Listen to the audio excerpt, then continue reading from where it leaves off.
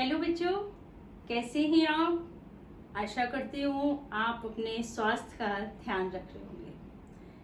बच्चों, मैं आपको कबीर दास जी का पाठ 9वां प्रश्नोत्तर करवा रही हूँ। तो आज मैं आपको प्रश्न 10, 14 और 15 के उत्तर समझाऊंगी। और बच्चों, हर बार की तरह इस बार भी आप मेरे YouTube चैनल को लाइक और सब्सक्राइब करना ना भूलना। हाँ, तो बच्चों, क्वेश्चन नंबर 10। क्वेश्चन नंबर 10 है, कबीर ने ईश्वर को सब श्वासों की श्वास में क्यों कहा है? फिर से रिपीट कर रही हूँ। कबीर ने ईश्वर को सब श्वासों की श्वास में क्यों कहा है? तो इसका आप उत्तर लिखेंगे। बच्चों, प्रश्न मैंने यहाँ भी लिखा हुआ है और इसका उत्तर लिखेंगे कि कबीर ने ऐसा इसलिए कहा है क्योंकि ईश्वर सभी प्राणियों के अंदर सांस के रूप में विद्यमान है। सांस मतलब आत्मा में विद्यमान है, मतलब रहता है। जब तक सांस है तब तक ईश्वर है और उसे बाहर ढूंढने की आवश्यकता नहीं है। हम लोग क्या करते हैं? हम कभी मंदिर जा रहे, कभी मस्जिद, उधर ढूंढते हैं। वो कहते हैं ईश्वर तो आपके आत्मा में है।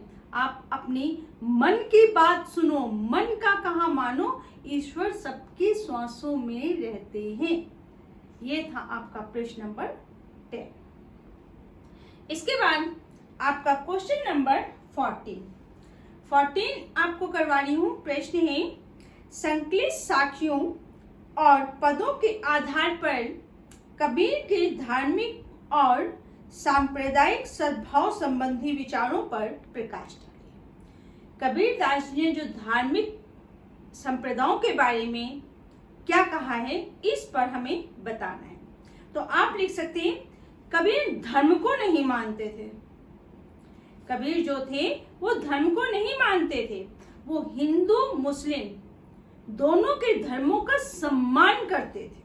मुसलमानों का धर्म वो काबा वगैरह जाते थे, हिंदू जो है वो काशी वगैरह जाते थे। वो दोनों का सम्मान करते थे। वे निष्पक्ष होकर, निष्पक्ष मतलब एकचित्त होकर, ईश्वर का स्मरण करने का परामर्श देते थे सबको। उनके विचार से मन में प्रेम का होना आवश्यक है। वो कहते थे मन में प्रेम होना चाहिए और काबा काशी में ईश्वर नहीं है। वो ये कहते थे जो तुम काबा और काशी की यात्रा करने लगते हो वहां ईश्वर नहीं है, मन में प्रेम होना चाहिए। वे हिंदू मुस्लिम दोनों को एक होकर, एकजुट होकर रहने को कहते थे। वो कहते थे दोनों आपस में भेदभाव मत करो, एक होकर रहो, क्योंकि राम रहीम एक ही। तो ये थी उनकी धार्मिक संप्रदायों के बारे में प्रकाश जो डाला है, वो ये था।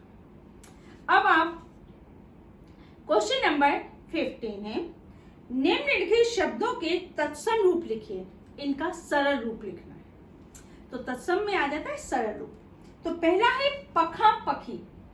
पखा पखी का मतलब है पक्ष विपक्ष, मतलब कुछ लोग समर्थन करते हैं, कुछ लोग उसका विरोध करते हैं, उसको कहते हैं पखा पखी, पक्ष विपक्ष। दूसरा है अनंत। अनंत का मतलब होता है अनंत, कहीं और, अनंत कहीं और। तीसरा है जोग। जोग का मतलब है योग, योग होता है। और जुगति, और जुगति का मतलब है युक्ति, उपाय। इसके बाद है बैराग। बैराग का मतलब होता है वैराग्य, जो सन्यासी बन जाते हैं उसको कहते हैं बैराग। इसके बाद है निरपक्ष। निरपक्ष का मतलब होता है निष्पक्ष, निष्पक्ष सब कुछ छोड़कर एकाग्रचित्त होकर, उसको कहते हैं निरपक्ष। निरपक्ष का मतलब होता है निष्पक्ष। ये थे आपके इनके तत्सम रूप। बच्चों, आशा करती हूँ आपको समझ आ गया होगा। धन्यवाद।